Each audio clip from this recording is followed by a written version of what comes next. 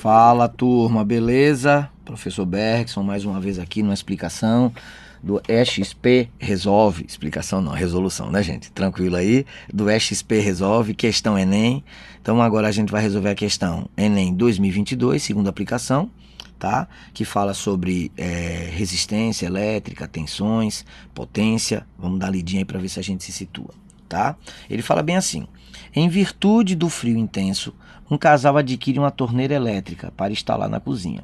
Um eletricista é contratado para fazer um novo circuito elétrico para a cozinha, cuja corrente será de 30 amperes. Então, corrente aí, 30 amperes. Então, vamos colocar aqui. Então, a corrente aí vai ser uma corrente de 30 amperes.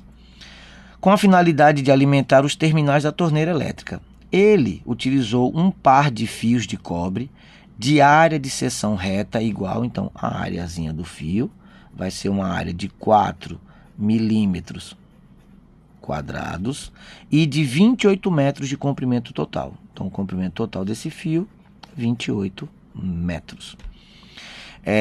Desde o quadro de distribuição, onde ficam os disjuntores, até a cozinha.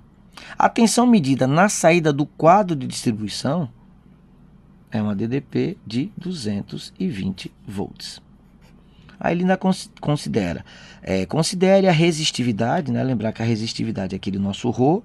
Considere que a resistividade do fio de cobre é de 1,7 vezes 10 a menos 8. Então, a resistividade é de 1,7 vezes 10 a menos 8 watts, né? Opa, aqui tá. Deixa eu só corrigir, viu, gente? Aqui é ohms vezes metro. Então, ohms vezes metro, ok? Teve só um errozinho ali de digitação, mas tranquilo.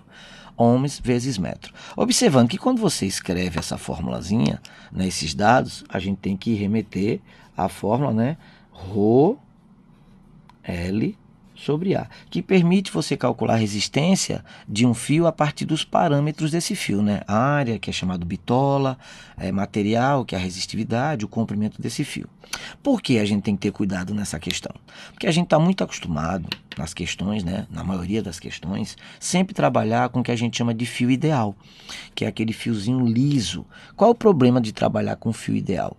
O problema de trabalhar com fio ideal é esse daqui, ó.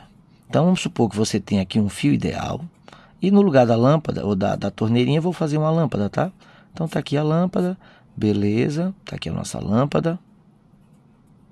Aí vem fiozinho, tranquilo, aqui a nossa bateria, né? Uma pilhazinha que vai fazer essa lâmpada acender e fechou. Observe que quando a gente trabalha com esse tipo de circuito, esse tipo de fio, a gente está considerando o quê? Que esse fio, ele é um fio ideal. Tanto é que nas questões não se fala nada dele, não diz do que ele é feito, né, se ele é um fio de cobre ou se não é fio de cobre, não fala o comprimento que você utilizou, não fala o tipo de área ou de grossura desse fio, ou seja, você não dá dados para o fio, porque ele é considerado um fio ideal. E qual é a característica de um fio ideal? O fio ideal, ele não dissipa energia. Por quê? Se você pegar qualquer pedaço do fio, eu quero desse ponto X até esse ponto Y. Esse pedaço de fio todo, ele não vai apresentar resistência. Ou seja, a resistência de X até Y é quanto? Zero. Então, se você não apresenta resistência, automaticamente você não apresenta uma diferença de potencial. Você não tem queda de potencial. Se o potencial aqui, por exemplo, vale mais 20, quando chegar aqui, vai ser exatamente mais 20. Aí, passando pela lâmpada, a lâmpada vai o quê? Vai dissipar parte da energia e aí sim, após a lâmpada, você vai ter outro valor de potencial. Vamos supor que aqui seja o potencial Z. Só que do Z até esse outro ponto aqui, que eu vou chamar de W, você também não tem queda de potencial. Por quê? A resistência que vai de Z até W é um fio liso, é um fio ideal. Ela também é considerada quanto? Zero. E automaticamente a queda que você tem de Z até W é considerada como zero também. Isso porque nós estamos trabalhando com fios ideais. Facilita muito a nossa vida. Aí a gente acaba concluindo o quê? Que a DDP de Y até Z é exatamente igual a DDP da bateria.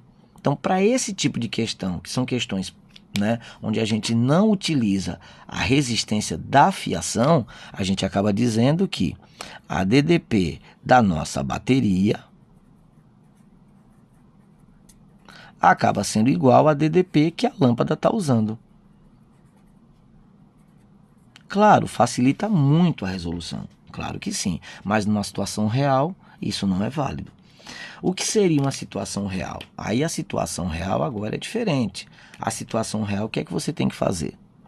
Você teria o fio, e na questão ele é um fio de 28 metros, né? É um fio de 28 metros. Você tem a torneira, que eu vou representar aqui por um resistorzinho, né? Já que meus dons, né, de desenhista são fracos. E aqui você teria o finalzinho. E aí a gente vai considerar o seguinte, é como se eu fizesse o quê? Que essa resistência, ou que essa bateria tem uma tensão de quanto? De 220 volts. Só que como esse fio não é um fio ideal, esses 220 não vão conseguir ser entregues para a torneira. Então, essa torneira não vai receber 220. Por quê? Porque parte da fiação vai oferecer uma resistência elétrica e automaticamente vai produzir uma queda de tensão durante o uso da torneira. Então, a gente tem que ter o que no nosso juízo? Que a tensão que vai estar lá na torneira é inferior a 220 volts. Tá? Por quê? Porque parte dessa energia você vai... né, parte dessa tensão vai ser perdida na fiação. Então, aqui já eliminamos aí a letra E. Beleza? Então, professor, como é que eu posso fazer para obter esse valor? Aí uma das maneiras que a gente pode fazer para obter esse valor é considerar o quê? É considerar que toda essa fiação vai ser representada por uma resistênciazinha. Então, esse R aqui, ele vai representar toda a resistência desses 28 metros de fio.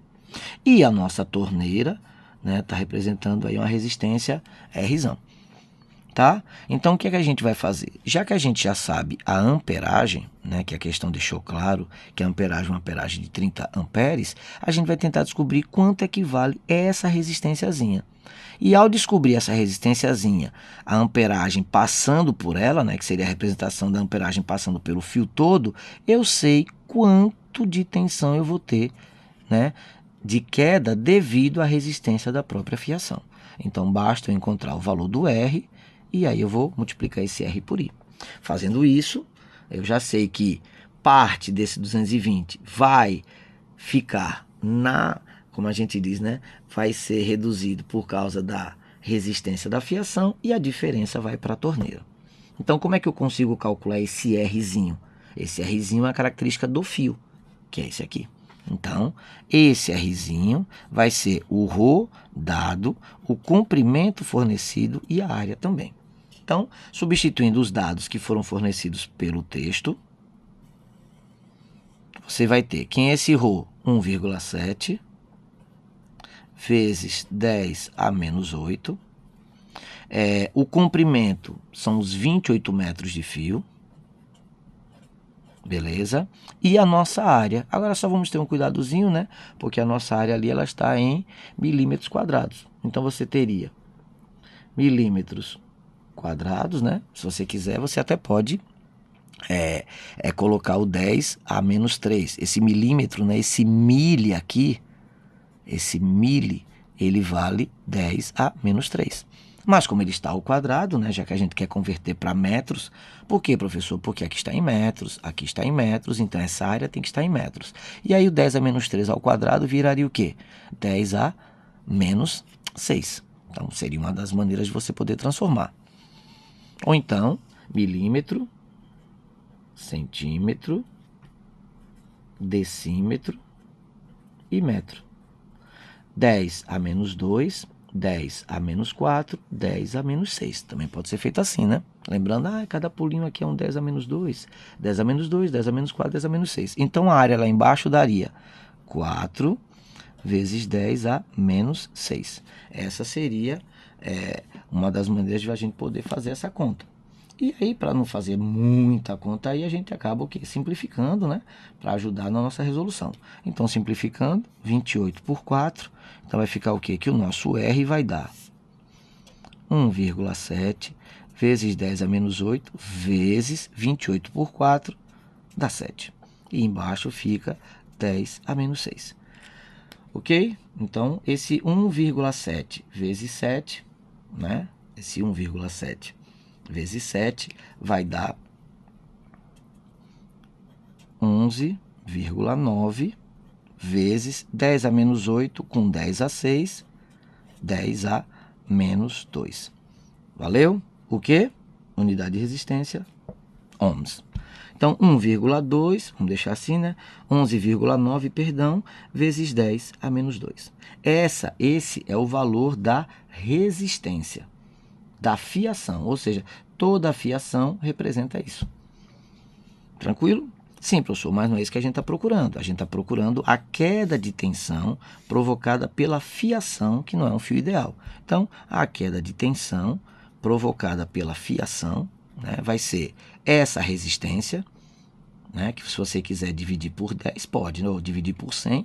11,9 vezes 10 a menos 2 é a mesma coisa que 0,119 vezes 30, que é a amperagem que vai passar pelo fio. 30. Então, você vai ter o quê? Uma queda de tensão devido à resistência da própria fiação de 3,57 volts. Então, meu amigo, dos 220 que a gente tinha, se fosse um fio ideal, todos eles estariam nos terminais da lâmpada. Só que como esse fio não é ideal, ele apresenta uma certa resistência elétrica, ele vai provocar, no momento do funcionamento da torneira, uma queda de tensão. Então, dos 220, quem ficaria para a torneira? Então, o valor que vai ficar para a torneira vai ser os 220, descontando essa perda que a gente tem devido à resistência do fio. Então, menos 3,57. Aí aqui vai dar um valor, né, que vai dar de 216,43 volts. Ou seja, a tensão que vai sobrar para a torneira não é 220, e sim um valor menor de 216,43. Observando as alternativas, né, vai ser um valor mais próximo, letra C. Valeu, turma. Questãozinha interessante porque foge um pouco ao que a gente está acostumado. A gente está mais acostumado a trabalhar com fio ideal, ou chamado fio liso, também conhecido como fio de curto-circuito. Ah, por que ele é chamado de fio de curto? Porque ele não produz diferença de potencial. Valeu? Aqui a gente levou em consideração a propriedade, né, da resistência, do que ele é feito, o comprimento do fio, a bitola do fio, para poder fazer um cálculo mais real. Então, pelos valores que a gente tem, letra C. Valeu, turma. E aí, gostou? Então comenta aí, compartilha. Valeu, até a próxima. Tchau, tchau.